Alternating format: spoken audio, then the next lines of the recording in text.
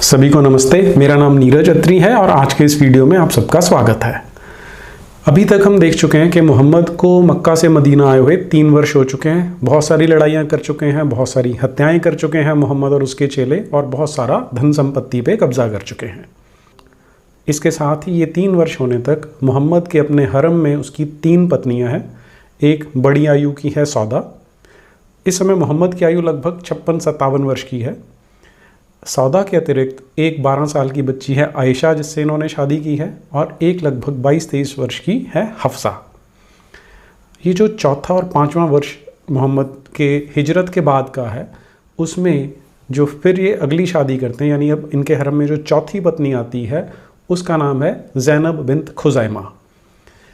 जब बद्र की लड़ाई हुई थी उस समय एक व्यक्ति मारा गया था जो मोहम्मद का अपना ही कज़न था। उसका नाम था उबैदा। तो उसकी जो विधवा थी ज़ैनब बिन्त जहश, उससे मोहम्मद ने शादी की और इसे भी अपने हरम में ले आया। इसके कुछ ही महीने बाद जो 5वीं पत्नी लेके आते हैं उसका नाम है उम सलमा। अब जो अबू सलमा था, यानी उम सलमा का जो पति था, वो उहुद की लड़ाई में घायल हो गया था, और फिर कुछ दिनों बाद ये किसी और जगह पर काफिरों पे हमला करने जाते हैं, तो वहाँ पर उसका एक घाव खुल जाता है और जिसके कारण उसकी मौत हो जाती है। तो ये जो अबू सलमा की जो विधवा थी उम्म सलमा, उससे भी मोहम्मद शादी कर लेता है। ये बहुत सुंदर महिला है। पहले जब मोहम्मद इसको प्रपोज़ करता है विवाह के लिए तो वो मना कर देती है। उसका कहना ये होता है कि मेरे बच्चे हैं छोटे, मुझे उनका ध्यान रखना है। फिर मोहम्मद उसे समझाता है कि मेरे पास भी बच्चे हैं और मैं भी बड़ी आयु का हूँ, तो फिर वो इससे विवाह कर लेती है। तो यानी अब जब मोहम्मद की आयु 57 वर्ष है, इसके हरम में 5 पत्नियां हैं। इससे अगली जो शादी है मोहम्मद बिन अब्दुल्ला की, उसके लिए आपको ध्यान होगा कि जब ये खदीजा के घर शादी करके आता है तो मोहम्मद की आयु लगभग 25 वर्ष की थी, और खदीजा के घर में एक नौकर था जो कहीं से उठा के लाया गया था। उन दिनों जो रेगिस्तानी डकैत होते थे वो कबीलों से बच्चे उठा के ले आते थे और फिर जो संपन्न परिवार थे उनमें उनको गुलामों के रूप में बेच देते थे। तो ऐसा ही एक बच्चा था जिसका नाम था जायद, जो खदीजा के घर में ग़ुलाम था, और मोहम्मद की शादी होने के बाद वो मोहम्मद की सेवा करने लग गया, और मोहम्मद को वो काफ़ी अच्छा लगता था। इसलिए दोनों में परस्पर एक घनिष्ठ संबंध बना हुआ था। फिर मक्का में क्योंकि बार बार मेले लगते रहते थे, तो ये जो जायद के माता पिता थे या इनका जो कबीले के लोग थे, उन्होंने एक बार जायद को देखा तो वो देख के पहचान गए कि ये तो हमारे कबीले का बच्चा है। इस पर जब जायद के जो वास्तविक माता पिता थे वो लेने के लिए मोहम्मद के पास आते हैं, और वो कहते हैं कि हम अपना बच्चा ले जाने के लिए आपको यदि कोई धन चाहिए हम वो आपको देने को तैयार हैं।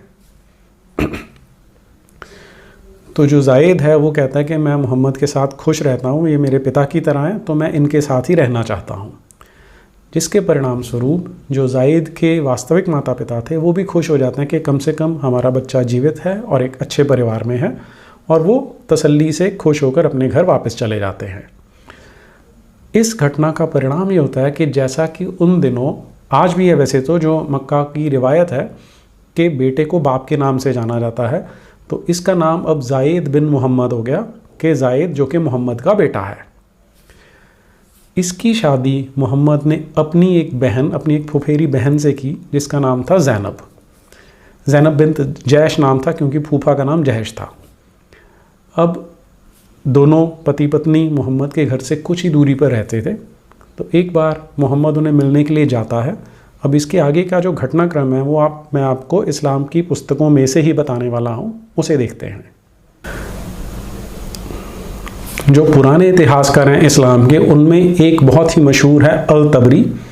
इसने लगभग 40 वॉल्यूम का एक सेट तैयार किया है जिसका नाम है तारीख़ुल रसूल व मुलूक, और ये इसमें जो इतिहास है वो पैगंबर के पहले से शुरू हो जाता है और आगे कई सदियों तक चलता है।